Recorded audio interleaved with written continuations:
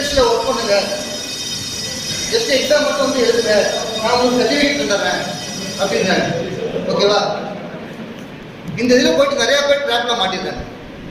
என்ன ப்ராப்ளம்னா, for example இப்போ 2024 நீங்கள் கெரியர் ஸ்டார்ட் பண்ணியிருக்கீங்க, ஒரு கம்பெனியில் ஒர்க்கும் பண்ணிட்டு இருக்கீங்க, அதே சமயத்தில் வேற காலேஜில் போயிட்டு எக்ஸாமும் கரெக்டில் பண்ணிட்டு இருக்கீங்க. உங்களோட ரிசீவர் என்னன்னு காமிப்பீங்க?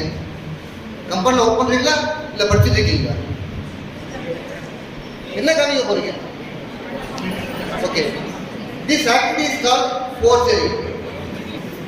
When I am taking an interview, if I see these things, I will directly ask, your qualification is B Pharmacy or M Pharmacy, have you ever done? Only because when they do the forgery, this is called a forgery.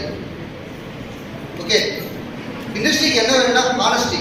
என்ன வேணும் industry? Honesty. That's what it is.